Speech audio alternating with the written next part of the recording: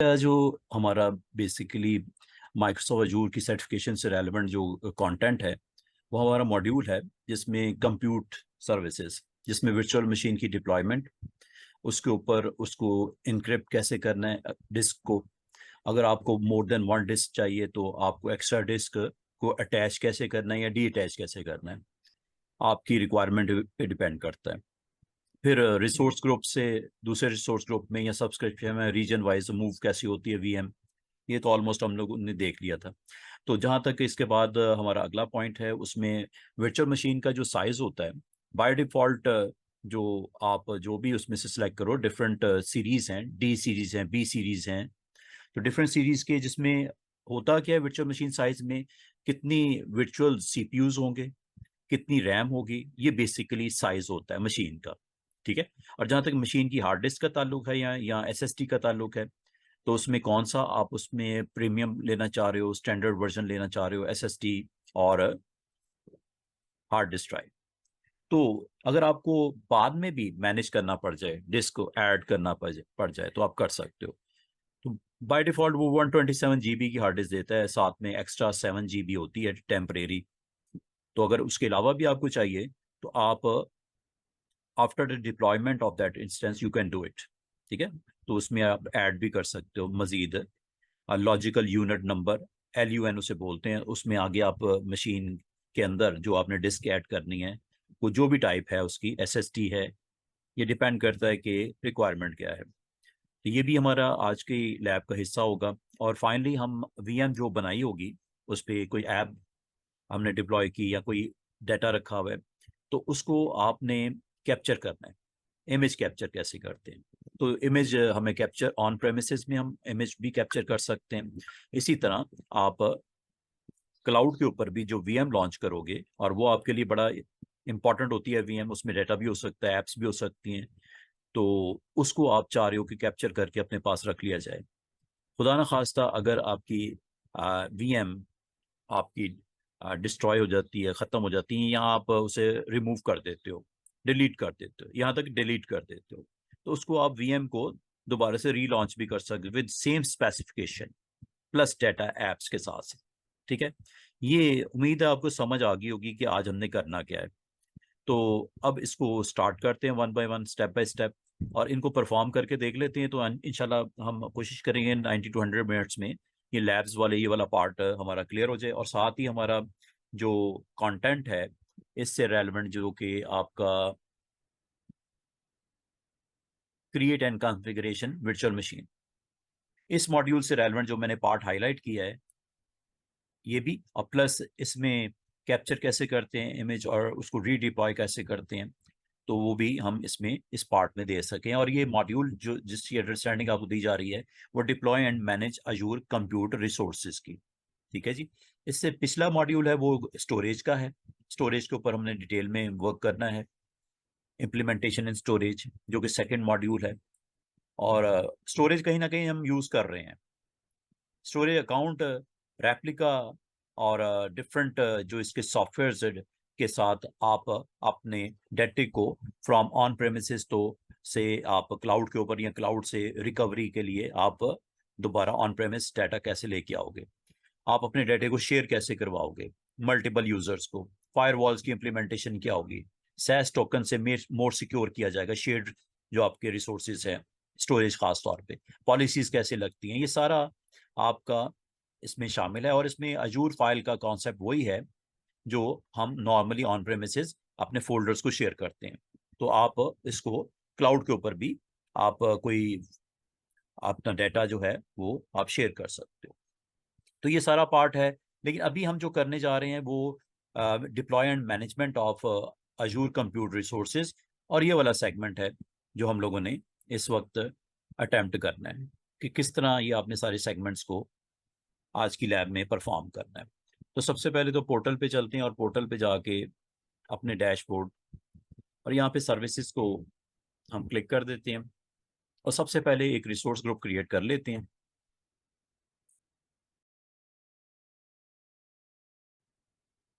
Validate हुआ ये resource group training RG का, और रीजन इज ईस्ट US, इसमें मैंने इसको रिसोर्स ग्रुप को लॉन्च कर दिया।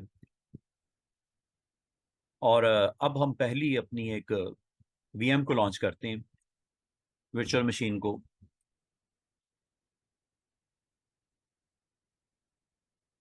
क्रिएट कर लेते हैं। ये हम आगे भी कई दफ़ा कर चुके हैं, ये कोई हम नई काम नहीं कर। Training RG is the resource group, और मशीन नेम इज वेब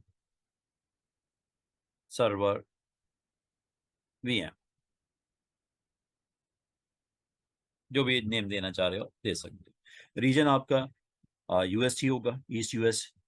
और अवेलेबिलिटी ऑप्शंस जो हैं, इंफ्रास्ट्रक्चर अभी हम सेट नहीं कर रहे, वो अगली लैब्स में हम करेंगे इंशाल्लाह।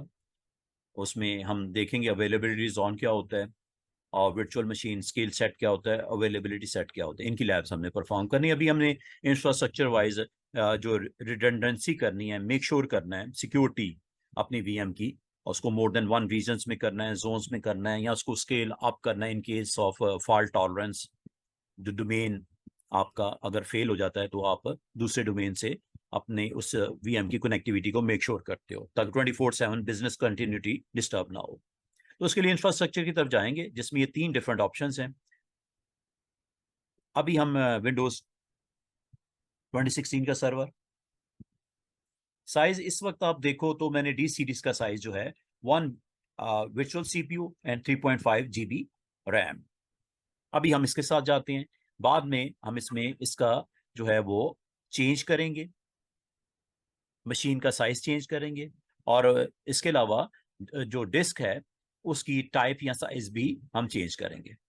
ये 2 हमने लैब्स इस वीएम के साथ कनेक्ट करनी है, और इसीलिए डिप्लॉय कर रहे हैं आज, ताकि हमें अगर जरूरत पड़े as an administrator, cloud engineer, अगर आपको जरूरत पड़े तो ये आप परफॉर्म कर सको।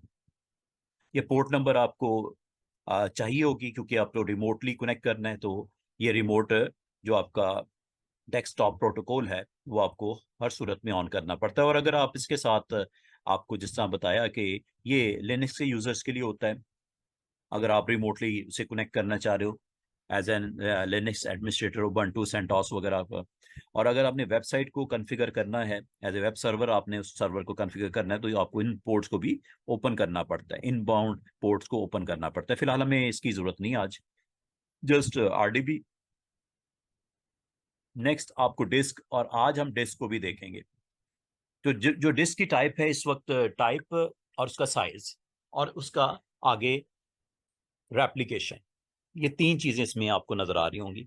नेम्स हैं, प्रीमियम है, टेक्नोलॉजीज एसएसडी, लोकल रिडंडेंट रखना है।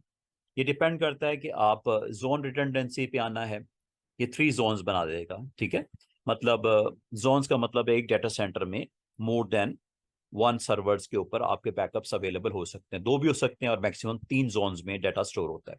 हाँ, कॉस्ट बढ़ जाती है, और ये असल में रेजिलियंस देता है अगेंस्ट जोन फेलियर। एक अगर जोन आपका फेलियर होता है तो दूसरे से आपको डाटा की अवेलेबिलिटी हो जाती है। तो ये जोन रिडंडेंसी है, और ऊपर 2 पार्ट्स हैं इसमें स्टोरेज में डिस्क के हवाले से। लोकली, ठीक है, लोकली मतलब सेम डाटा सेंटर, जोन मतलब different data centre of same region. ठीक है, ऑफ सेम रीजन, ये रेजिलियंस के लिए होता है। और इसमें भी आपके पास प्रीमियम भी वर्जन भी है, स्टैंडर्ड भी है। Standard is best for web servers, and premium is best for the production workload, जहाँ आईओ एक्शंस आपको ऑपरेशंस करने हो।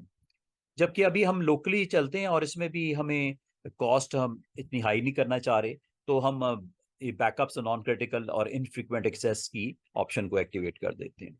इससे कॉस्ट आपकी कम आती है। एसएसडी ऑब्वियसली कॉस्ट ज़्यादा करेगी। जहाँ तक डिस्क इंक्रिप्शन का ताल्लुक है, ये आपके पास प्लेटफॉर्म मैनेज्ड की होती है, कस्टमर मैनेज की भी हो सकती है। ठीक है, ये इंक्रिप्शन का जो एल्गोरिदम यूज होता है, इन केस ऑफ एनी हैकिंग, आपका वो डिस्क के ऊपर डाटा जो है वो हैकर्स के लिए मीनिंगलेस होगा, क्योंकि यहाँ पे इंक्रिप्शन एल्गोरिदम अप्लाई होता है। तो की मैनेजमेंट में आप दो आपके पास डिफरेंट ऑप्शंस हैं कि प्लेटफॉर्म मैनेजमेंट की करनी है या कस्टमर। कस्टमर का मतलब होता है कि आप अपनी डिस्क को इंक्रिप्ट करना चाह रहे हो, और उसके ऊपर आपने जो है वो लॉक लगाना चाहिए। और बिट लॉक आपने सुना होगा, बिट लॉकर। तो बिट लॉकर में वो कस्टमर मैनेज्ड की होती है, और अभी फिलहाल हम प्लेटफॉर्म मैनेज्ड की को ही इस वक्त करंट लैब के लिए कर लेते हैं। तो इसका मतलब आप की मैनेजमेंट के थ्रू क्या कर सकते हैं, a disk encryption set store the customer key that a disk और snapshot will use encryption encrypting its data. You may choose an existing disk encryption set during this step. Disk encryption sets require access to key wallet and keys. तो आपका इसका मतलब है storage को अगर आपने access करना है तो आपको यहाँ पे जो है पासवर्ड्स के साथ आप उसको अच्छी स्ट्रॉन्ग पासवर्ड के साथ जा सकते हो। और अगर आप अपने स्टोरेज को एक्सेस करना चाह रहे हो तो आपको इस पासवर्ड को अपने साथ जो है वो रखना पड़ता है, अदरवाइज आप उस डिस्क को एक्सेस नहीं कर सकते। बिट लॉकर वाला कॉन्सेप्ट जो है सेम वही है ऑन प्रेमिसेस जो करते हो।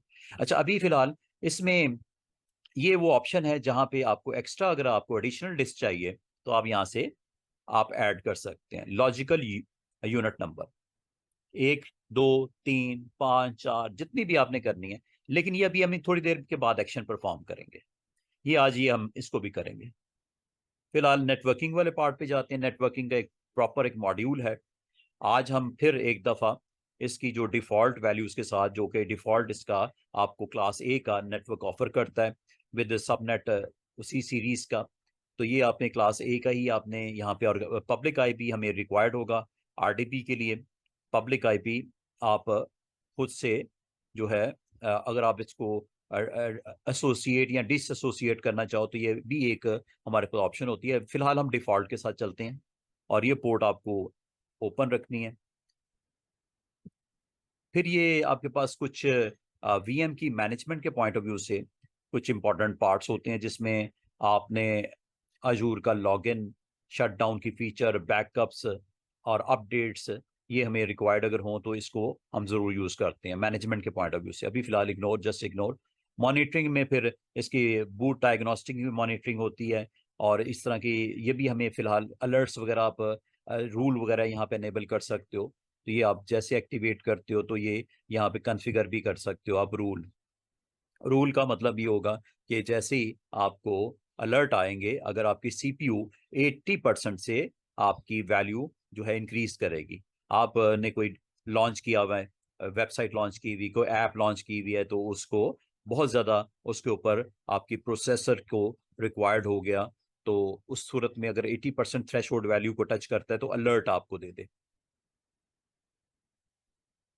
यहाँ से आप अलर्ट रूल ऑन कर सकते हैं। ठीक है, ये काफ़ी सारी इसमें सेटिंग्स हैं रेलेवेंट टू योर अलर्ट्स। ये काफ़ी सारे आपके पास अवेलेबल हैं जो कि आप कॉन्फ़िगर कर सकते हो। मेमोरी के ऊपर भी, आईऑप्स के ऊपर भी, total network utilisation, VM availability less than है, तो ये काफ़ी सारे इसमें अलर्ट्स हैं। इसको किसी रोज़ हम देख सकते हैं, और ये वो आपकी नोटिफाई की वो वैल्यूज़ होंगी जहाँ पे आपको इसका मैसेज आएगा। अगर वो इन थ्रेशोल्ड वैल्यूज़ को टच करेगा तो ये इस मेल के ऊपर आपको नोटिफाई कर देगा या मोबाइल के ऊपर आपको नोटिफाई कर देगा। और क्या एक्शन लेना है वो भी आप यहाँ पे इसको ऑन कर सकते हो। और एस्टिमेटेड मंथली कॉस्ट भी आपको करंटली ये बता रहा है कि जैसे जैसे आप इसको एक्टिवेट करोगे तो एक्शन ग्रुप भी यहाँ पे मौजूद है कि आप अगर सब्सक्रिप्शन या कोई आपने यहाँ पे लिस्ट में से आपने कोई फिल्टर शटर लगाना है, ये सारी चीज़ें पॉसिबल है। अभी फिलहाल इसको करते हैं कैंसिल। ये सारा का सारा अंडर आता है मॉनिटरिंग। मॉनिटरिंग जब हो रही होती है तो उस पर क्या एक्शन लेने हैं, किन को नोटिफाई करना है, अलर्ट्स कैसे, रूल कैसे सेट करोगे, ये सारी चीज़ें इसमें आ जाती हैं। ठीक है जी। और अगर आप फर्दर इसकी एडवांस वैल्यूज़ के ऊपर जाओ, एडवांस वैल्यू में आप अगर कोई इंस्टॉलेशन रिक्वायर्ड है पोस्ट डिप्लॉयमेंट के बाद, जब आप लॉन्च कर देते हो, लॉन्च करने के बाद आपको कोई एंटीवायरस चाहिए, एंटी स्पाईवेयर चाहिए उस वीएम के ऊपर, तो ये यहाँ से इसकी एक्सटेंशन टू इंस्टॉल में जाके ये सारी, या कोई ऐप आपको इंस्टॉल करनी है वीएम के ऊपर after deployment of that instance. और फिर फर्दर ये टैक्स का आपका सारा सीन होता है, और ये आपको पता है बिलिंग के लिए निहायत इंपॉर्टेंट है। तो ये आप करने के बाद जैसे ही मैं इसको क्रिएट करता हूँ तो ये एक वीएम लॉन्च हो गई, वैलिडेट कर रहा है उसको। वैलिडेटिंग में, मॉनिटरिंग में रूल हमने अनेबल किया हुआ, इसको ऑफ कर देते हैं।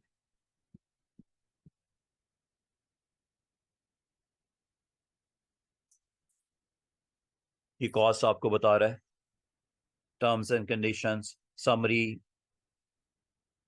ये पूरी समरी आपको बता रहा है, रिसोर्स ग्रुप, नाम शाम, ये सारा कुछ, डिस्क से रेलेवेंट, नेटवर्किंग से रेलेवेंट, मैनेजमेंट से रेलेवेंट, मॉनिटरिंग से रेलेवेंट और एडवांस सेटिंग्स। वैलिडेशन पास हो गई, ये क्रिएट कर दो। अच्छा, इसके बाद जो नेक्स्ट हमारी लैब का पार्ट है, ये ऑलमोस्ट हम लोगों ने देख लिया हुआ है कि आप एक वीएम को एक रिसोर्स ग्रुप से, ये मैं अभी आपको वैसे दिखा भी देता हूँ कि कहाँ से इसको कर सकते हैं। जब आप वीएम की ओवरव्यू में जाते हो तो वहाँ पे रिसोर्स ग्रुप का भी आपको ऑप्शन नज़र आ रही होती है, सब्सक्रिप्शन की भी नज़र आ रही होती है। तो अगर आप के पास दो या दो से ज़्यादा सब्सक्रिप्शन आपने कनेक्ट किए हुए, आपने बिलिंग के लिए अपने डेबिट कार्ड, क्रेडिट कार्ड वगैरह, तो आप सब्सक्रिप्शन एक से दूसरी में भी मूव कर सकते हैं।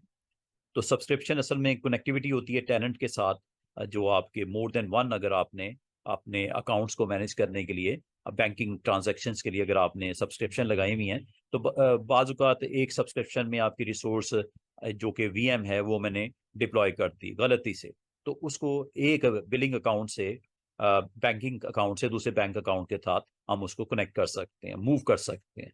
रिसोर्स ग्रुप को मूव हमने इस प्रीवियस लैब में करके देख लिया था।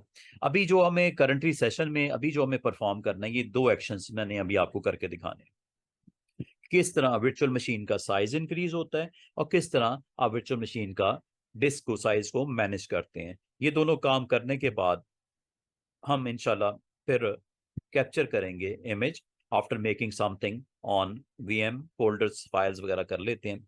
ये करने के बाद तो ये हमारा लैब का अगला सेगमेंट है, और ख़ास तौर पे अभी हमने वर्चुअल मशीन का साइज इंक्रीज करके दिखाने लगा हूँ। बस इसमें एक चीज़ का आपने एहतियात करनी है कि वर्चुअल मशीन का जब साइज आप चेंज करोगे, द मशीन इज रीस्टार्टिंग, ये रीस्टार्ट होना लाजम होता है। तो मशीन आपकी अगर चल भी रही है, इंस्टेंस आपने उसका ओपन किया भी हुआ है, तो उसको आपको रीस्टार्ट कर देगा, क्योंकि इसने इसकी वैल्यूज को कॉन्फ़िगर करना होता है। तो कॉन्फ़िगरेशन के लिए हमेशा रीस्टार्ट होना उस डिवाइस का लाजम होता है। तो ये याद रखें, अगर आपकी इंस्टेंस चल भी रहा है तो ये जैसे ही आप वैल्यू चेंज करते हो, तो उस वक्त आपने एहतियात ये करनी है कि इसमें वर्चुअल मशीन में आप वर्क ना करो, ताकि जब आपने वर्चुअल मशीन का साइज इंक्रीज करना है, आपने जो है वर्चुअल सीपीयूज आपको ज़्यादा चाहिए, आपको टेम्परेरी स्टोरेज ज़्यादा चाहिए, आपको रैम ज़्यादा चाहिए, तो आपका ये एक्शन जो है वो वर्चुअल मशीन साइज में आपका आ जाएगा। तो ये सर्विस है, अगर आपको यूज़ करनी हो आप कर सकते हो। कैसे करते हैं ये अब देखते हैं। ये जी डिप्लॉयमेंट होगी वेब सर्वर की, और इस वेब सर्वर को हम कनेक्ट भी कर लेते हैं। अभी करंटली अगर आप देखो, this is the size, D series का साइज है, और इसमें 1 virtual CPU and 3.5 GB memory, ये आपको यहाँ पे दिख रहा है। और जहाँ तक इसका डिस्क का अगर साइज देखना चाहो, ये डिस्क साइज है, यहाँ पे आप ब्लेड के अंदर देख सकते हो। ये डिस्क साइज जो अभी आपने standard HDD local redundant storage आपने एक्टिवेट किया है, इसका साइज है 127। और अगर आप वर्चुअल मशीन का साइज देखना चाहो, ये डिस्क का साइज है, ये वर्चुअल मशीन का साइज है, यहाँ से भी देख सकते हो। और ये साइज अभी आपको करंटली जो मैंने इस वक्त ऑन किया हुआ है डी सीरीज का, this one with 1 vCPU and 3.5 RAM, ठीक है।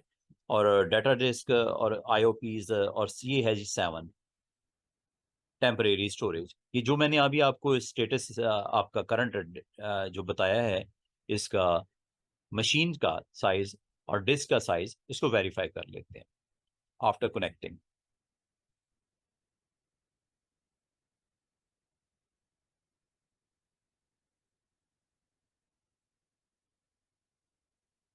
RDP फाइल डाउनलोड कर लेते हैं। सुपर यूजर हमारा यूजर नेम था, विद पासवर्ड क्रेडेंशियल्स वेरीफाई होंगे।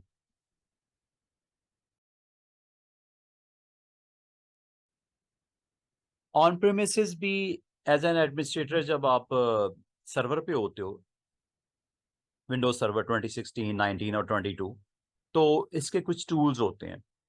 तो टूल्स और उसको मैनेज करने के लिए कुछ ऑप्शंस होती हैं। तो वहाँ पे आपने computer management on premises as an administrator भी आपको इसका इत्तेफाक हुआ होगा कि आप कंप्यूटर मैनेजमेंट के थ्रू आप कनेक्टेड जितनी भी डिस्क हैं उनका करंट स्टेटस चेक कर सकते हैं।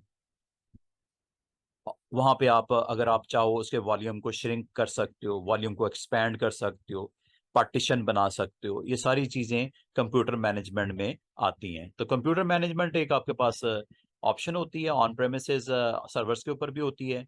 तो उसको आपने अभी हमने इस्तेमाल करते हुए मैंने आपको जस्ट शो करवाना है कि इस वक्त करंट साइज जो डिस्क का है वो क्या है। और दूसरा मैंने कंप्यूटर की प्रॉपर्टीज में जाके आपको इसके जो सीपीयूज और रैम वगैरह इसको भी दिखा देता हूँ। ये दोनों चीजें चेक करेंगे। एक है डिस्क मैनेजमेंट से रेलेवेंट हमारी जॉब नेक्स्ट, एक है मशीन साइज से रेलेवेंट हमारा आज का टास्क। तो इन दोनों को पहले वैलिडेट कर लेते हैं, करंट स्टेटस क्या है, और फिर इसको चेंज करके देखते हैं। सर्वर मैनेजर बाय डिफॉल्ट आपको पता है 2016 और 19 और 22 ये आपको सर्वर मैनेजर की ऐप, इसका डैशबोर्ड जिसे बोलते हैं डैशबोर्ड आ जाता है। और अगर आपने इसका चेक करना हो डिस्क मैनेजमेंट, तो आप यहाँ से भी कर सकते हैं। ये जो आपको सर्च आइकन है यहाँ से भी कर सकते हैं डिस्क मैनेजमेंट को एक्टिवेट। और अगर ग्राफिकल वर्जन लेना है तो अभी आपको दिखाता हूँ।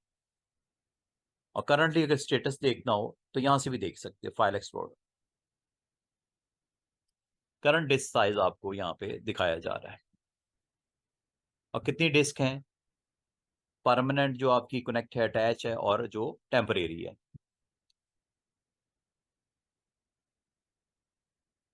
टेम्परेरी करंट जो आपने इस वक्त उसका साइज लिया है, मशीन साइज, उसमें 7 GB आपको टेम्परेरी स्टोरेज होता है जो कि डी ड्राइव के साथ मेंशन किया गया है। और दूसरा जो आपका जो आपने इसका करंट डी सीरीज का जो आपने मशीन साइज लिया उसके मुताबिक 127 GB is the drive size, disk size, जो आपका हार्ड डिस्क ड्राइव।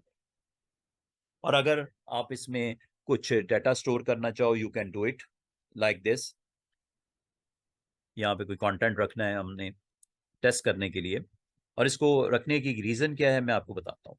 कि अगर आप डिस्क का साइज चेंज भी करते हैं, डिस्क का साइज चेंज करते हैं, तो ये डाटा डिस्टर्ब नहीं होता। ये एक बहुत बड़ा एडवांटेज है। डिस्क का साइज बढ़ाते हो, बाकी ऑप्शंस को भी चेंज करते हो, तो ये आपका जी डाटा जो आपने स्टोर किया इसकी लोकल डिस्क के ऊपर with some file like test file with some content,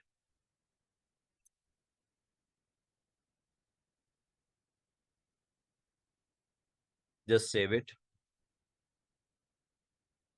ये मैं आपको जस्ट शो करना चाह रहा हूँ कि डाटा आपका लॉस्ट नहीं होता in case of disk size increase भी हो या डिक्रीज हो। पहले इंक्रीज करते हैं फिर डिक्रीज भी करके दिखा देता हूँ। ये जी आपका एक एक्शन तो मैंने फाइल बना दी, फोल्डर बना दिया।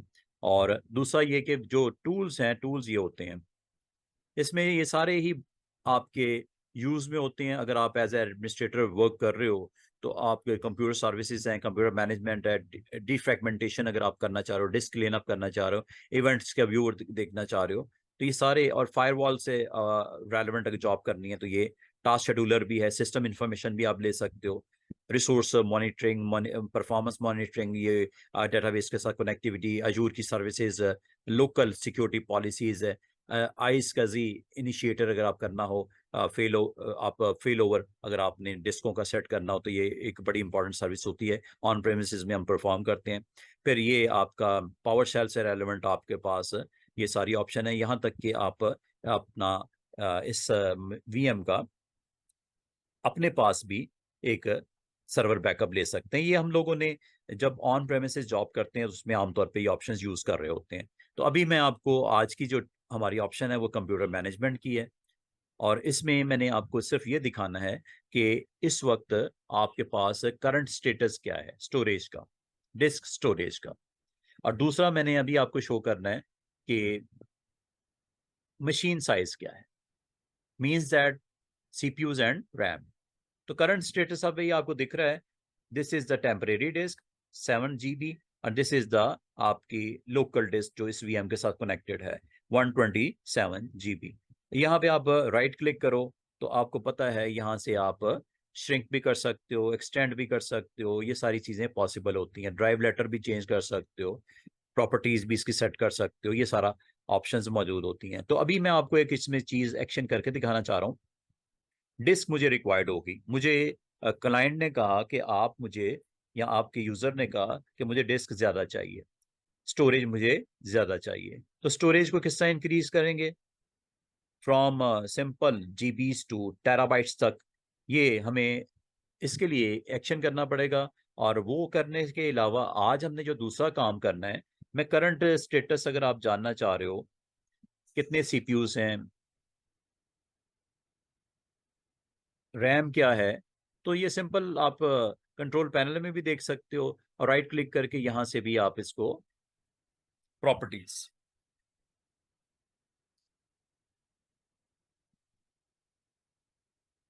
ये है जी वो रैम जो कि आपको कहा गया 3.4, ऑलमोस्ट 3.5 जीबी, ये आपके पास रैम है।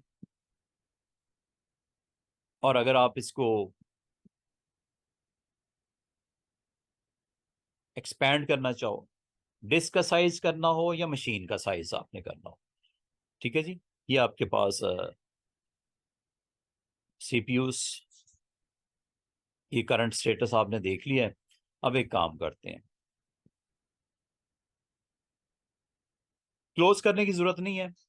डिस्क का साइज अगर इंक्रीज करना है या डिक्रीज करना है, इसको क्लोज करने की अभी फिलहाल जरूरत नहीं है। वीएम को हम इसी तरह एक्टिवेट रखते हैं और एक काम करते हैं,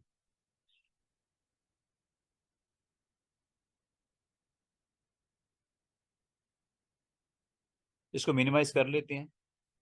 आरडीपी आपने एक्टिवेट किया हुआ है, यहाँ पे आ जाए, ठीक है। ओवरव्यू में करंट जो इस वक्त, पहले डिस्क को कर लेते हैं, डिस्क को ऐड करते हैं।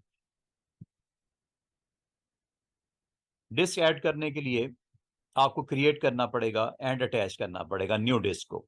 और ऑलरेडी अगर आपने पहले से क्रिएट कर रखी है तो ऐड भी कर सकते हो। फिलहाल हमारी ऐसी कोई डिस्क है नहीं, तो आपका करंट जो स्टेटस है डिस्क का 127 GB, ठीक है जी, आप इसमें मजीद ऐड कर दो। जैसे आपने क्लिक किया प्लस पे, ये आपका लॉजिकल यूनिट नंबर आ गया। तो ये आप यहाँ से आप जितनी भी आपने डिस्कें ऐड करनी है कर सकते हो। फिलहाल मेरा लॉजिकल यूनिट 0 है। डिस्क का नाम रख देते हैं एक्स्ट्रा डिस्क 1, ठीक है। जो भी आप जितनी भी ऐड करनी है आप कर सकते हैं। और उसकी स्टोरेज टाइप क्या लेनी है, ये वही आपके पास ऑप्शंस हैं जो कि आपको मैंने स्टार्ट में दिखाई थी। तो हम एक बार फिर हार्ड डिस्क के ऊपर चलते हैं, और ये वो साइज है जो शायद शायद आपको दिख रहा है, ठीक है जी। यहाँ से साइज आप कम से कम 4 तक जा सकते हैं। और अगर आप यहाँ से, आप क्लैरिटी नहीं मेरी, इंस्टॉल कर लो इसको। ये इंक्रिप्शन है जो मैंने आपको बोला था कि यूजर एंड पे करना है या प्लेटफॉर्म एंड पे करना है। और ये आपके पास एडिट करने का एक्शन यहाँ से कर लेना आप। ये जरा डिटेल दिखा देता है। न्यू डिस्क का नाम दे दिया।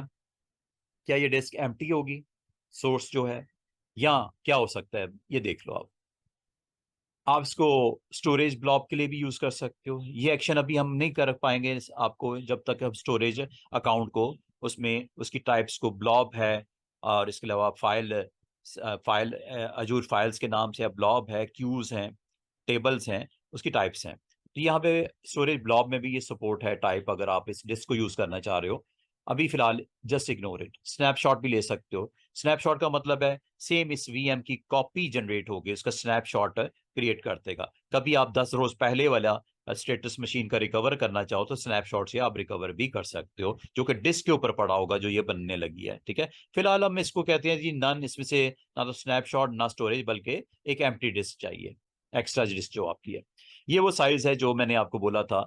आपका करंट जो टाइप है स्टैंडर्ड एचडीडी, लोकल रिडंडेंट है। चेंज साइज यहां से भी कर सकते हैं। मिनिमम जो आपको अलाउड है,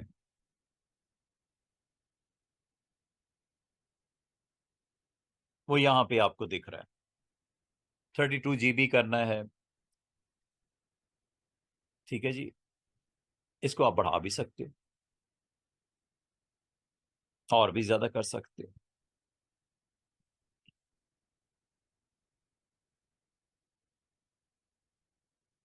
तो ये मैक्सिमम साइज है जो हार्ड डिस्क में अवेलेबल है, 32,767। इससे ज्यादा नहीं दे सकते, हार्ड डिस्क में नहीं दे सकते। अगर इसकी आप टाइप चेंज कर दो,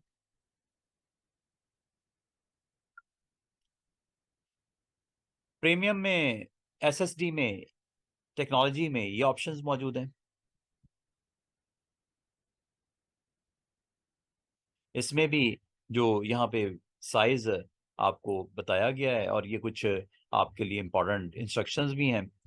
तो अगर आप इसको इंक्रीज करते हो, मिसाल के तौर पे मैं इसको 4,000 कर देता हूँ, 40,000, बल्कि 32,000 तो ऑलरेडी है।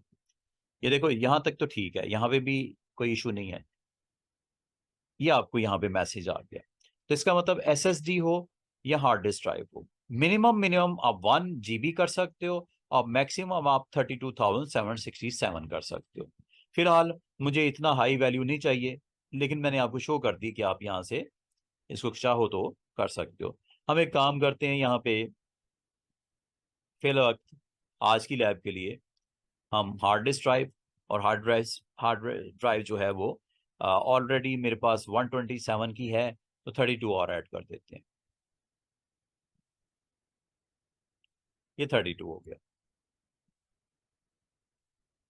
इसको कम भी कर सकते हैं, 1 तक लेके जा सकते हैं, ठीक है। इसको चलें और भी हम कम कर देते हैं, हमें क्या करनी है इस वक्त, ये इंक्रिप्शन है। अच्छा, इसके बाद एक और चीज इंपॉर्टेंट होती है। इंपॉर्टेंट ये है कि आपकी इस वीएम के ऊपर कुछ डाटा पड़ा हुआ है जो आपने शेयर करना है, ठीक है। तो अगर आप चाहो कि अगर एक वीएम आपकी प्रॉब्लम कर रही है, डिस्कनेक्ट हो गई है, तो आपके पास एक और वीएम हो जो इसी स्टोरेज को शेयर कर सके। तो शेयर करने के लिए एक अच्छी ऑप्शन है, फिलहाल वक्त हम नहीं कर रहे, लेकिन शेयर कर सकते हैं अगर आप करना चाहो।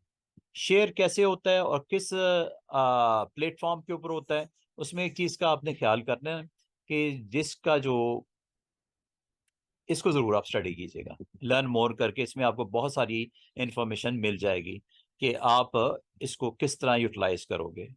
चेंज साइज करते हैं एक दफा फिर, और इसको मैं जरा कर देता हूँ प्रीमियम।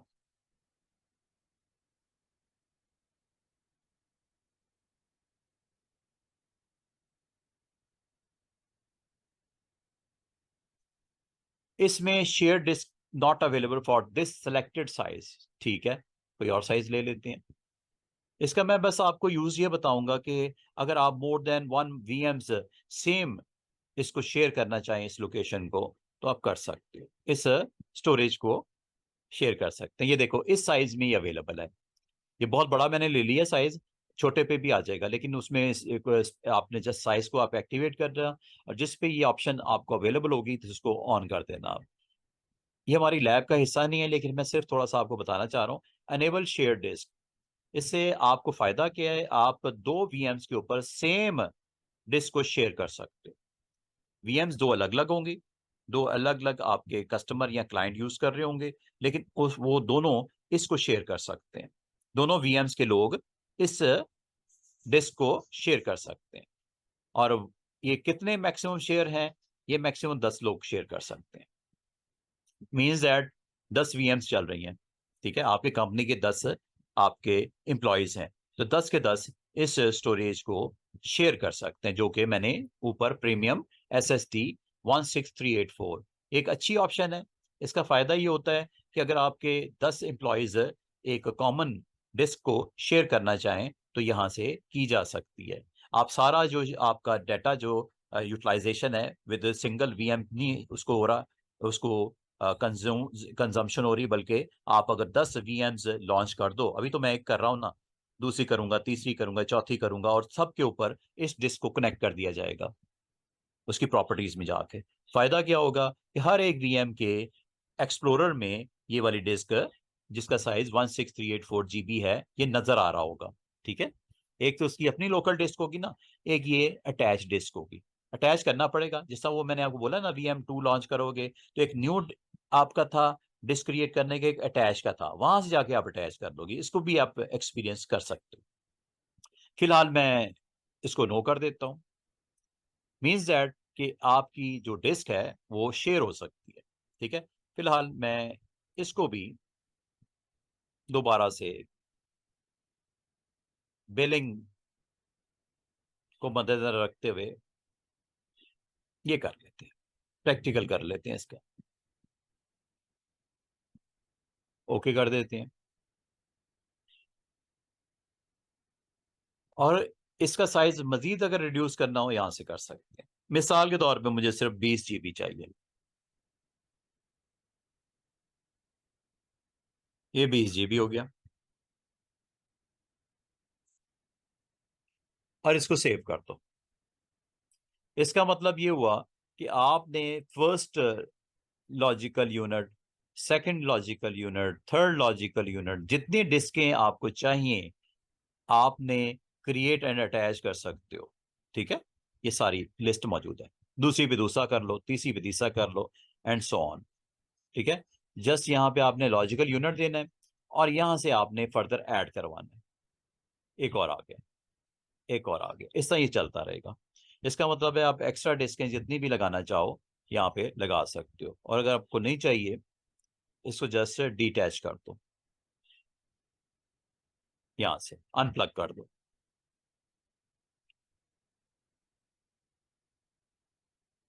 और ये हमने एक ही डिस्क रिक्वायर्ड एक्स्ट्रा, सेव कर लेते हैं।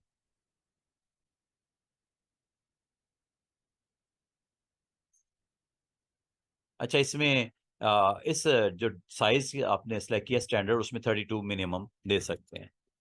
हर एक में डिफरेंट होता है लेकिन मिनिमम 32 है, तो 32 ही दे देते हैं, सेव कर लेते हैं। ये डिस्क आपकी अटैच हो गई है, 32 साइज है इसका, हार्ड डिस्क स्टैंडर्ड HDD है।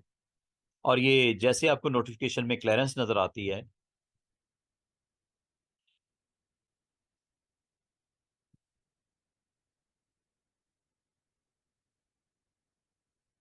ये जी अपडेट हो गया और ये कनेक्ट हो गया। और अब आपने करना क्या है, आपने इस वर्चुअल मशीन में जाना है। इस वर्चुअल मशीन में स्टिल आपका एक्स्ट्रा डिस्क यहाँ पे नहीं आई, टेम्परेरी, और ये तो पहले मौजूद थी, एक्स्ट्रा डिस्क अभी तक नहीं आई। उसके लिए आपको जाना पड़ेगा कंप्यूटर मैनेजमेंट में, डिस्क मैनेजमेंट में। और डिस्क मैनेजमेंट में यहाँ पे अगर आप चेक करें थोड़ा स्क्रॉल डाउन करके, ये डिस्क 2 आ गई है, 32 GB इसकी अनएलोकेटेड है। ये ब्लैक कलर की बार भी आपको नजर आ रही है। Steps number 1, just click on this disk 2, right click, initialise, first step initialise. अब वो अगर आप इसमें जो है वो इसका कौन सा पार्टीशन स्टाइल फॉलो करना चाहो, बिग पार्टीशन के लिए आपका GPT होता है, और अगर आपका ओल्ड ऑपरेटिंग सिस्टम को अगर आप कर रहे हो तो मास्टर बूट रिकॉर्ड होता है। अब आपको पता है कि जो आपका साइज जो 4 TB के आगे आपको वो नहीं शो करता है MBR में, और 4 TB से ज्यादा एक्स्ट्रा अगर आपने डिस्क को एंगेज किया है, इनिशलाइज करना है, तो GPT के साथ चले जाएगा। फिलहाल आप इसमें MBR ही ले लो। ले जी, सबसे पहले इनिशलाइज हुआ, इसकी स्टेटस बेसिक हो गया, ये आपको दिख रहा है, लेकिन स्टिल ये अनएलोकेटेड है। अनएलोकेटेड का मतलब ये जब तक ब्लू नहीं होगी इसकी बाहर, ऐसे यूटिलाइज नहीं कर सकते, और ना इसकी विजिबिलिटी होगी फाइल एक्सप्लोरर में। तो इसको आपने अब जाना है, इसकी पार्टीशन को राइट क्लिक करके आपने वॉल्यूम नेम इसका साइन कर दो, ड्राइव लेटर दे दो, वॉल्यूम नेम दे दो। इसको अगर आप दो इसके मजीद इसके पार्ट, लॉजिकल पार्ट बनाने चाह रहे हो, यहां बना सकते हो। ये आपके पास एक बॉक्स आ गया, विजार्ड आ गया। इस विजार्ड को प्ले करते हैं, नेक्स्ट करते हैं। ये जी आप अगर इसमें से हाफ यूज करके आप उसको पार्टीशन नंबर 2 बनानी है, फिर हाफ पार्टीशन नंबर 3 बनानी है, यू कैन डू इट। फिलहाल फुल फ्लैज यूज कर लेते हैं इसको, और इसका लेटर साइन जो आपने करना है यहाँ से आप चेंज भी कर सकते हैं, जो आपके इस वक्त अवेलेबल ड्राइव लेटर्स। और जहां तक इसको अगर आप माउंट करना हो NTFS फोल्डर के तौर पे वो भी कर सकते हैं। फिलहाल हम इसको करंट स्टेटस के साथ चलते हैं। ये माउंट का कॉन्सेप्ट होता है खास तौर पे लिनक्स के लिए, और ये आपने इसका जो न्यू टेक्नोलॉजी फाइल सिस्टम रखना है या ओल्ड आपने फाइल एलोकेशन टेबल वाला फॉर्मेट रखना है या रेजिलियंस फाइल फॉर्मेट रखना है। तो हम आमतौर पे विंडोज सर्वर के ऊपर सिक्योरिटीज को हमारे लिए बहुत इंपॉर्टेंट होती है, तो हम NTFS फॉर्मेट के साथ साथ चलते हैं और इसका साइज वॉल्यूम का लेबल दे देते हैं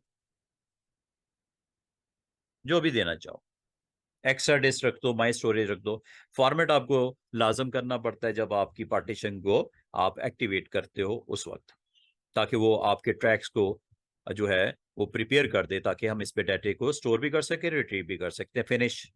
और ये देखो, ये आपको पास प्राइमरी हेल्दी प्राइमरी पार्टीशन यहाँ पे आपको NTFS फॉर्मेट के साथ उसने प्रिपेयर करके दे दी डिस्क। अब आप फाइल एक्सप्लोरर में इसकी अवेलेबिलिटी को देख सकते हो, चेक कर सकते हो। This is the way how to activate और इनिशियलाइज योर डिस्क।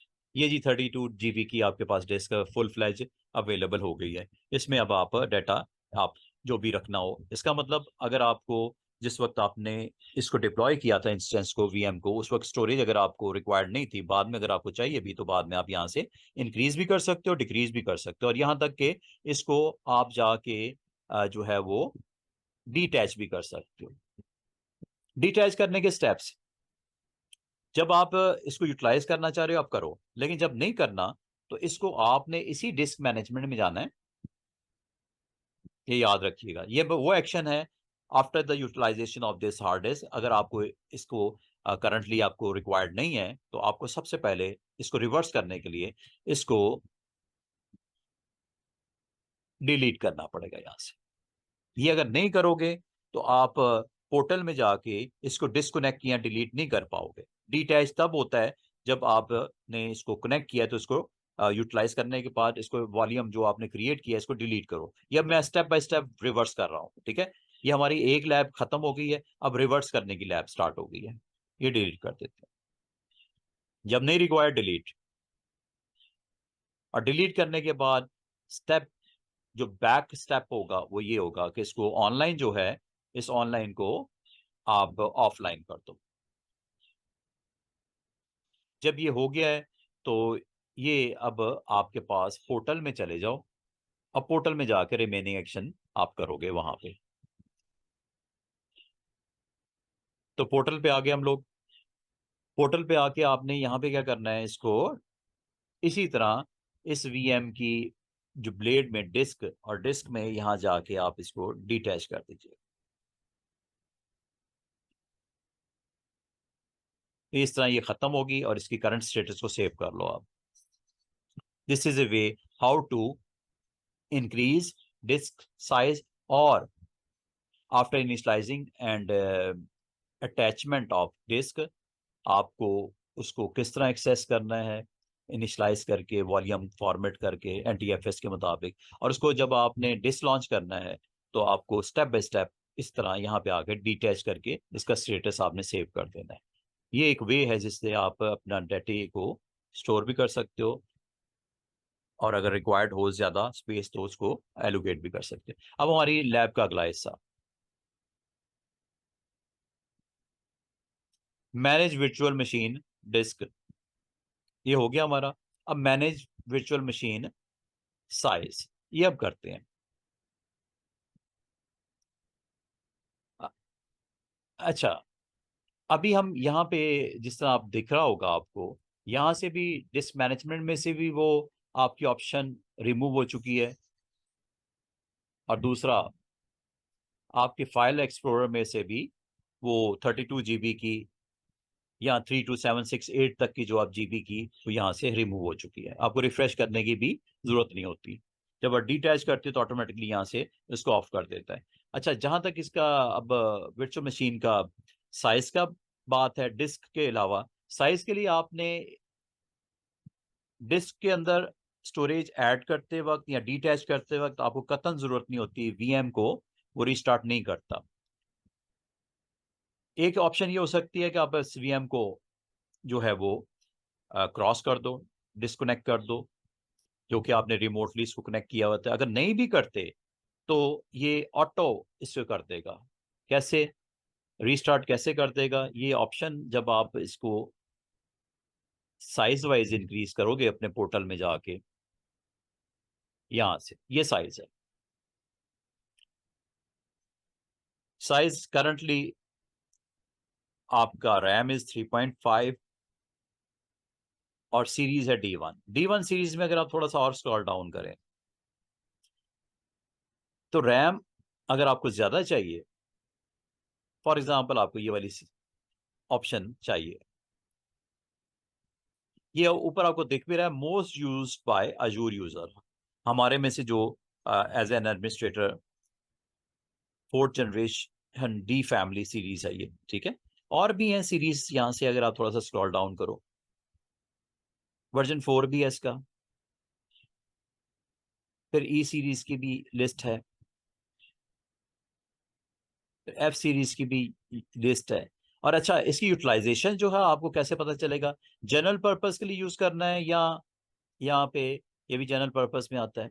ये मेमोरी ऑप्टिमाइज, यहाँ पे आपको ये मेमोरी के हवाले से एन सीरीज, ये जीपीयू जहाँ पे ग्राफिकल आपको एक्शंस करने हो, जीपीयूज चाहिए, ग्राफिकल प्रोसेसर चाहिए, वहां पे फिर एन सीरीज पे आ जाते हो आप।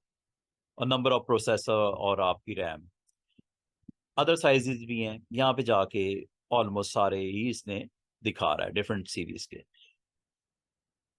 तो अभी फिलहाल हम आज की लैब के लिए डी सीरीज में हम 3.5 की बजाय हम इसको कर लेते हैं जनरल पर्पस सीपीयूज 2 हो गए, रैम इंस्टेड ऑफ 3.5 7 कर दी, डबल कर दी।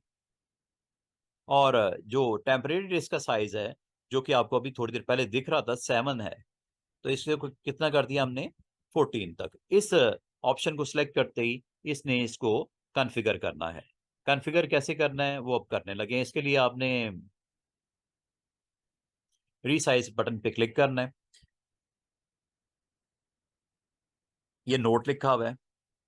अगर आपने प्राइस अजूर प्राइसिंग कैलकुलेटर देखना हो कि किससे क्या आपके एक्सपेंस में कमी कटौती होती है, डिडक्शन होता है या इंक्रीज होता है, ठीक है, ये आपने यहाँ से इसको वॉच कर लीजिएगा।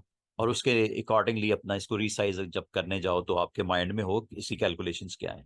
रीसाइज पे क्लिक करते हैं, ये देखो ये रीसाइज के ऊपर आपको नोटिफिकेशन में, अलर्ट में ये आ रहा है। अभी होगा क्या, और हुआ क्या कि आपकी वीएम जो है वो क्लोज हो चुकी है। अब हमें इसको दोबारा आरडीपी के थ्रू कनेक्ट करना पड़ेगा। लेकिन हमें फ़ायदा इसका क्या होने वाला है कि हमारी रैम और हमारी टेम्परेरी स्टोरेज और हमारे वीसीपीयूज, वर्चुअल सीपीयूज, वो 1 से 2 हो गए, और रैम 3.5 से 7 हो गई।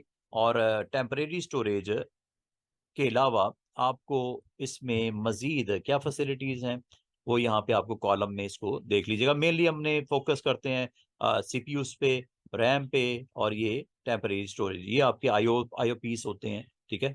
यहाँ से आप इसको देख भी सकते हो हेडिंग्स को।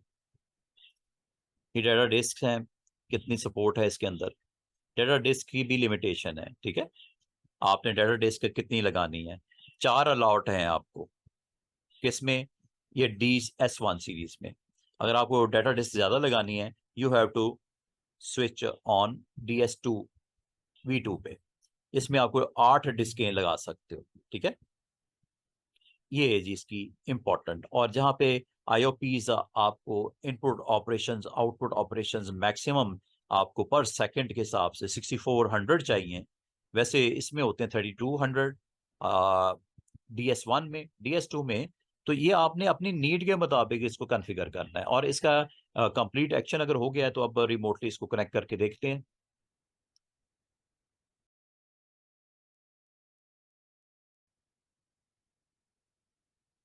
जी मुजम्मिल साहब, समझ आ रही है? जी सर, ये जो फेस ऐड वगैरह करना नॉर्मल जो सर्वर में होता है ना, वहाँ पे भी किए हुए हैं। थोड़ा और मिलता जुलता ये काम। अच्छा, आप ऑन प्रेमिसेस किया हुआ है, जी जी जी जी। गुड।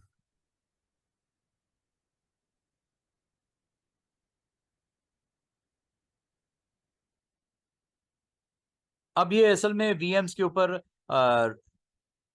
जब लॉन्च करते हो इस ऑप्शंस को आप सेट करते हो, तो ये देखो चूंकि अनएक्सपेक्टेड हुआ, और अनएक्सपेक्टेड जब भी होता है शट डाउन आपका इवेंट ट्रैकर, ये आपको बताता है जी कि जी क्या रीजन है। ये सामने ऑलरेडी हमारे एक्सपीरियंस में है काफी सारी चीजें। और ये देखो ये भी आपको कुछ बता रहा है कि आपकी ये इस तरह का इशू आया था।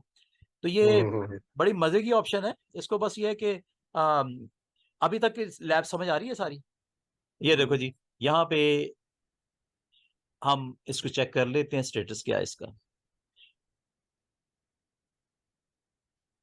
तो ये 7 GB रैम हो गई, ठीक है।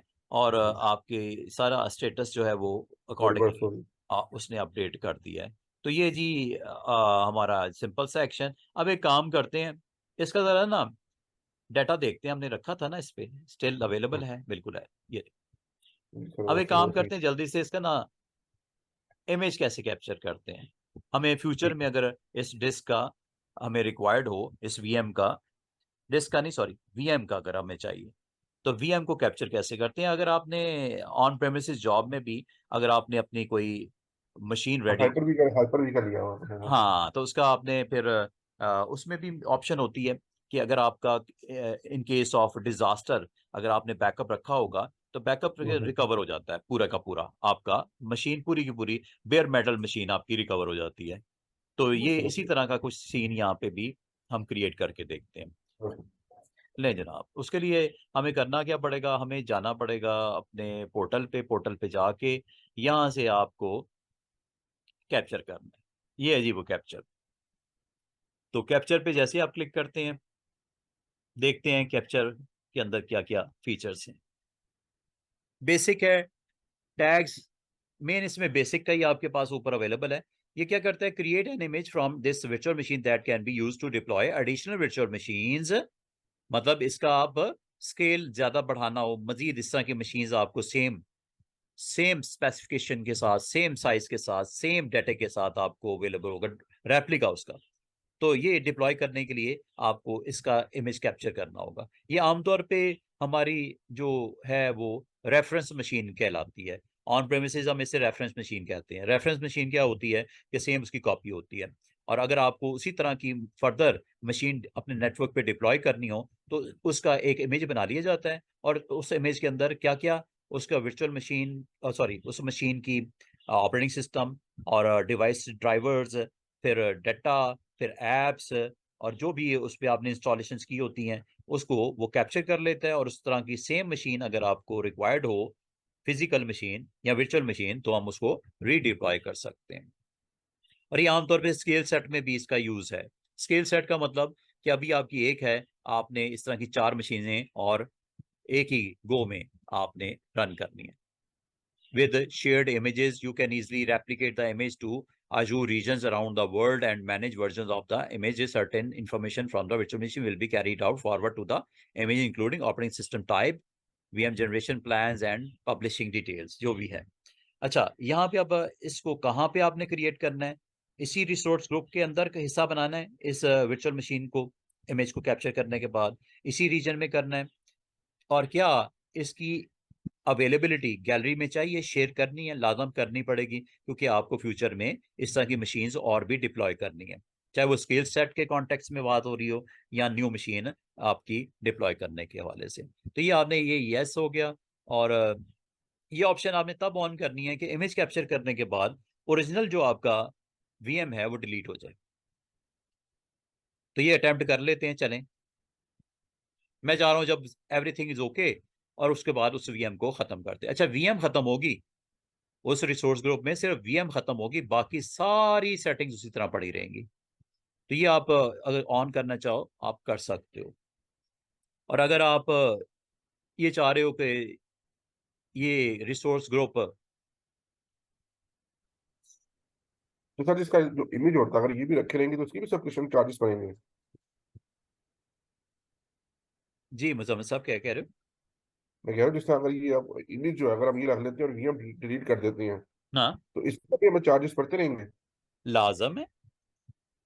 इमेज यानी कुछ इमेज जो आपने कैप्चर करके, ये भी तो आपकी उसकी डाटा सेंटर की जो है रिसोर्सेज जो यूटिलाइज कर रहा है, ठीक है। तो वो लाजम है, बड़े नॉमिनल सी अमाउंट होती है, कोई हजारों डॉलर में नहीं होगी, ठीक है। अच्छा जी, यहाँ पे अब आपने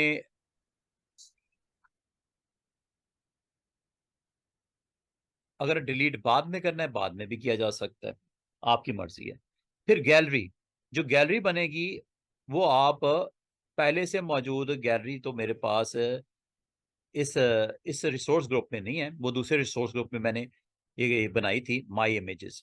मैं एक काम करूंगा कि क्योंकि इसको टाइम लगेगा, तो ऑलरेडी मैंने इसको करके रखा हुआ है, इमेज को कैप्चर करके इस गैलरी में स्टोर किया हुआ है। लेकिन मैं आपको स्टार्ट कर देता हूँ उसमें, चूंकि कोई 15-20 मिनट लगते हैं, तो उसको टाइम वेस्ट होने से बचाने के लिए फिर मैं यहाँ से आपको रिकवरी का एक्शन करके दिखा दूंगा, डिप्लॉय करने का।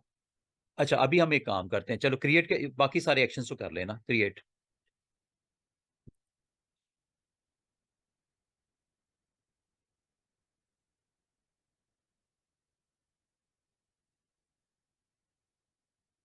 वीएम इमेज गैलरी, ये मैंने नाम दे दिया, ठीक है। जो भी नाम देना चाहो आप दे सकते हो, स्पेसेस अलाउ नहीं है, बाकी आप इसमें डैशेस डालनी है, डैशेस रख दो। ये अब आपकी एक गैलरी आपने बना दी। ओनली लेटर्स अंडरस्कोर, अच्छा अंडरस्कोर रखता,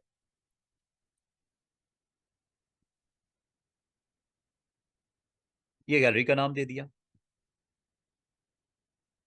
अब जरा इसकी ऑपरेटिंग सिस्टम स्टेट्स के ऊपर गौर करो।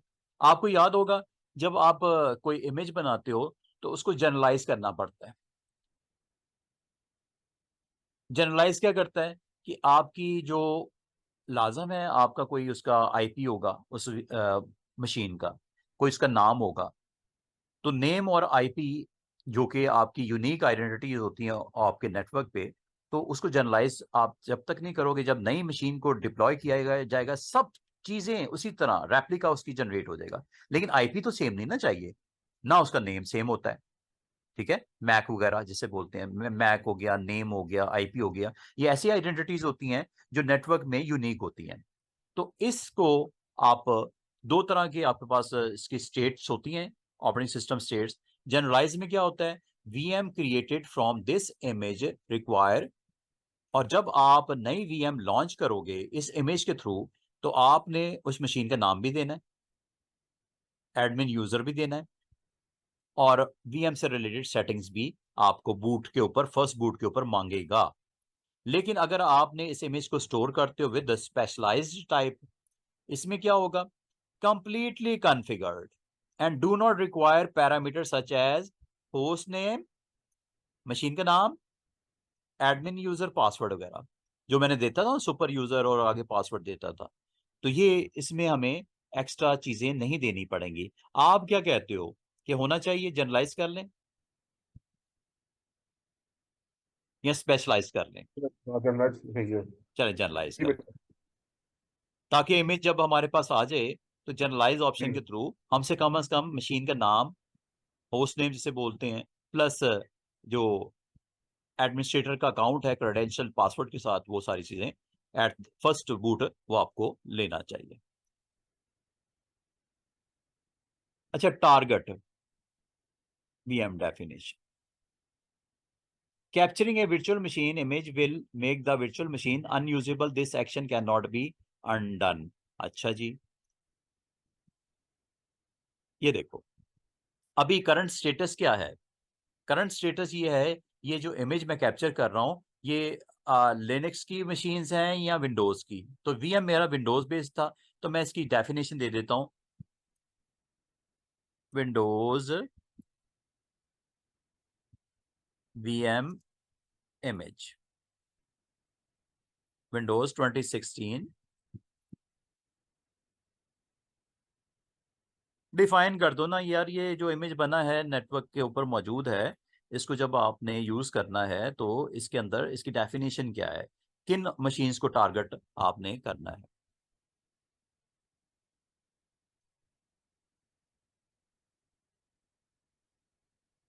numeric value is not allowed. Okay. Letters, number, underscore, hyphens, period. The name cannot begin or end with underscore, hyphen or period. Name दे दिया, इसमें आपको डिटेल आ गई, ठीक है, कि करंटली विंडोज सर्वर्स हैं ये, ठीक है। ये सारी चीज़ें उसने करंट जो इमेज जो कैप्चर करने जा रहा वहां से उसने एक्सट्रैक्ट करने के बाद ये स्टोर कर दी इसके अंदर, ठीक है। तो आपने जस्ट इसमें नेम दे दो, नेम देने के बाद ओके कर दो। अच्छा, इसका एक एक्स्ट्रा डिटेल्स भी होती हैं, जैसे आपने ये इमेज आपने जो है आज की डेट में ये इमेज जो आपने जिस पे एप्स भी रखी, डाटा भी रखी, आपको सूट करता है, इसका वर्जन दे दो, 1.1.0 दे देते हैं इसका वर्जन, ठीक है। इसी तरह देना है आपने, 3 नंबर्स, एनी नंबर्स दे दीजिएगा डॉट के साथ सेपरेट। जो इसका अगला वर्जन लॉन्च करोगे उसमें हो सकता है आपको आफ्टर मंथ एक नया इमेज कैप्चर करना हो, उसका वर्जन देना 1.1.1। फर्क क्या होगा, उसमें कुछ नई एप्स भी आपने कैप्चर करनी है, जो कि कंपनी की नीड चेंज हुई तो आपको कुछ नई एप्स डाल दी, कुछ डिवाइस ड्राइवर्स चाहिए थे वो डाल दिए, वो करने के बाद कुछ डाटा आपको मेक श्योर करना था वीएम के अंदर, तो पुराने वर्जन में नहीं था, तो आप एक नया वर्जन भी उसका इस तरह मेंटेन करोगे, 1.1.1, 1.1.2, 1.1.3 एंड सो ऑन। अच्छा, इसका एक चीज और एक्सपायरी भी दे सकते हो कि इमेज आपने किस डेट तक इसकी लाइफ है, एक अच्छी चीज है। फॉर एग्जाम्पल आप हर मंथ नया इमेज आप बना के कैप्चर करके with new apps, with new requirements of that company आप उसको कैप्चर करके रखते हो। तो इसको एक्सपायर करना है तो एक्सपायर किस डेट पे करना है, मिसाल के तौर पे मैं इसको एक्सपायर करता हूँ कल, या आज, ये कल है या 1 साल है, जो भी है आप दे दो यहाँ पे। ये जब तक आपकी डेट एक्सपायर नहीं हो गई इमेज आपकी लिस्ट में पड़ा रहेगा। किस लिस्ट में, कहाँ देखते हैं, अभी बताता हूँ आपको। फिलहाल मैंने ये डेट दे दी, ठीक है। और आगे भी है कुछ सेटिंग्स कि आपका ये इमेज जो है वो यूएस ईस्ट में तो मौजूद है, ठीक है। अगर आप चाहो लोकली आप उसके कितने इमेजेस को अपने इसके रीजन के अंदर रखना चाह रहे हो, 2 कॉपियां रखना चाह रहे हो, 3 कॉपियां रखना चाह रहे हो, जितनी काउंटिंग आप करोगे। और मजे की बात है इसमें आप इसको फर्दर बढ़ा भी सकते हो, आप यहां से जाके आप कह रहे हो एक नॉर्थ यूरोप में भी रख देते हैं इसकी कॉपी, ठीक है। तो इसका फायदा ये होगा कि एक इमेज ईस्ट यूएस में है, एक यूरोप नॉर्थ यूरोप में भी आ जाएगा। तो इसका फायदा ये होगा कि आपके वर्ल्ड वाइड जो हैं वो यूजर्स बैठे हुए हैं जिनको इमेज की रिक्वायरमेंट होती है, तो वो आपको डिफरेंट रीजन में, अगर खुदा ना खास्ता एक रीजन में कोई प्रॉब्लम है, स्लो है, या किसी वजह से वो अनअवेलेबल है, तो दूसरे रीजन से वो इमेज की अवेलेबिलिटी मेक श्योर हो जाएगी अगर करना चाहो तो। फिलहाल इसको मैं कर देता हूँ क्लियर, समझ आ गई यहां तक। अब आगे चलते हैं, ले जनाब, रिव्यू एंड क्रिएट, टैग्स देने आप दे दो।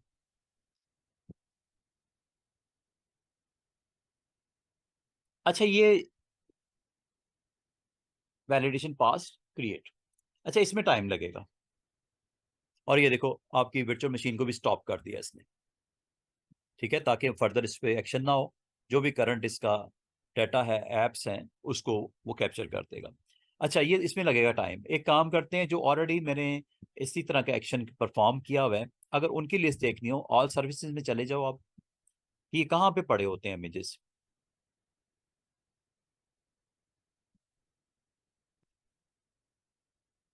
अगर वो कोई एग्जैक्टली आपको सर्विस का नाम नहीं पता तो कोई मसला नहीं, आप वीएम इमेज पे क्लिक करो, ये है जी वीएम इमेज वर्जन्स, वो दिया था ना 1.1.1 या 1.1.0, यहां से भी जाके आप देख सकते हो। वो देखो एक्शंस हो रहे हैं, सक्सेस जनराइज एंड वर्चुअल मशीन, ये सारा कुछ हो रहा है, यहाँ पे आप चले जाइएगा। ये है जी वो after making image, after capturing image of that VM.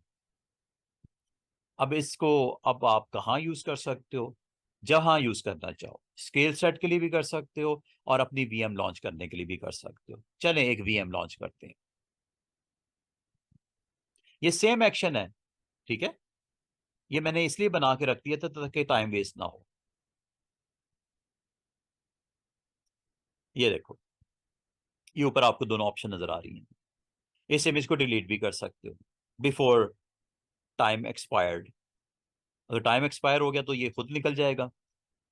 इसे मैनुअली भी यहाँ से रिमूव कर सकते हैं। और ये एक वीएम लॉन्च करते हैं, देखते हैं क्या वो सेम हमें मिलता है एनवायरनमेंट। उसमें भी मैंने एक फोल्डर बनाया था, उसमें भी मैंने कुछ एक फाइल रखी थी, सेम इसी तरह जिस तरह मैंने भी एक्शन करके दिखाया। क्रिएट। अच्छा, मजे की बात है, इसकी जो वीएम है ना, वो मैंने डिलीट ऑप्शन पे लगा दी थी, वो डिलीट भी हो गई भी है। अब एक नई वीएम क्रिएट होने जा रही है, डिप्लॉय होने जा रही है। क्या इसी रिसोर्स ग्रुप में करना है इस वीएम को डिप्लॉय, या एक नई में करना है, ये आपकी मर्जी है। ठीक है, इस टेस्ट आरजी में ये ऑलरेडी यहाँ से मैंने इसके इमेज को कैप्चर किया था कि आप चाहो रिसोर्स ग्रुप अदर लेना चाहो ले लो। ले जी, इसका नाम रख देते हैं जी new web server. Region change करनी है, रीजन चेंज कर लो, बाकी सारी सेटिंग इसी तरह रखते हैं। ये देखो, ये आ गया जी वो इमेज, जहाँ पे आपको जिसकी रेकमेंडेड रिसेंट यूज वर्जन्स हैं वो दिख रहे हैं, वहां पे अब आपको गैलरी में ये भी नजर आने शुरू हो जाएगा, जिस तरह अभी मैंने थोड़ी देर पहले बनाया, सेम उसी तरह। ये है जी इसका एडवांटेज। बाकी ये देखो, यूजर नेम पासवर्ड ये यहाँ पे रिक्वायर्ड नहीं है, क्योंकि मैंने स्पेशलाइज किया हुआ है। आपका जो अभी थोड़ी देर पहले मैंने किया वो जनरलाइज किया हुआ है। स्पेशलाइज में यूजर नेम पासवर्ड क्रेडेंशियल वगैरह एक्सेप्ट वो ऑलरेडी जो उसके होते हैं ओरिजिनल इमेज के, वही रख देता है। ठीक है, तो ये आप यहां से भी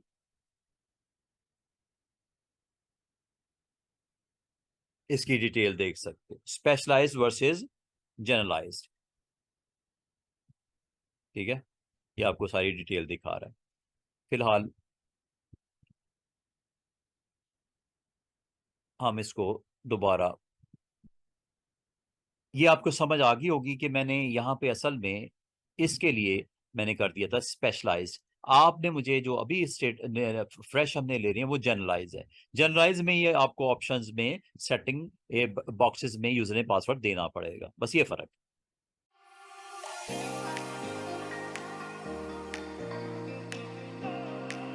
क्रिएट करके जस्ट इसको लॉन्च करके रिमोटली एक्सेस करके देखते हैं क्या वो एनवायरनमेंट जो मैंने क्रिएट करते वक्त कैप्चर किया था वो मिल रहा है कि नहीं मिल रहा है। लें जी, उसने सर्विसेज ऑन करनी शुरू कर दी, ये पॉपुलेट होना शुरू हो गया।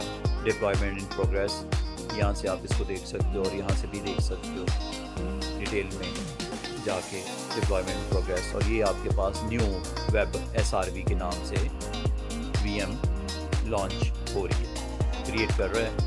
और अभी हम इसको लास्ट हमारा एक्शन वेरीफाई कर लेते हैं, क्या वो फोल्डर फाइल्स अगर ऐप्स हैं या कुछ जो भी है, मतलब पब्लिश किया हुआ एनीथिंग, वो मिलना चाहिए। अगर मिल रहा है तो इसका मतलब डन हो गया। ये देखिए, गो टू रिसोर्स कर देते हैं, ये हमारा सर्वर लॉन्च हो गया। यहाँ से कनेक्ट करते हैं, RDP कनेक्शन इसका डाउनलोड कर लेते हैं फाइल,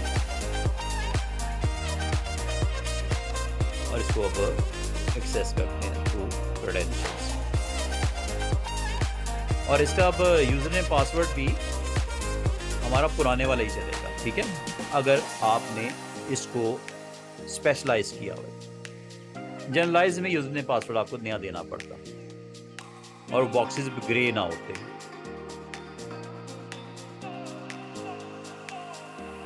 और इसकी साइज भी वही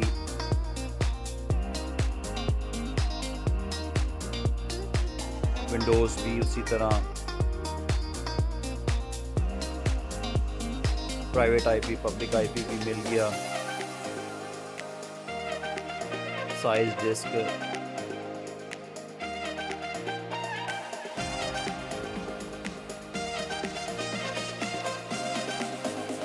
अवेलेबिलिटी स्केलेबिलिटी मैंने दी कोई नहीं।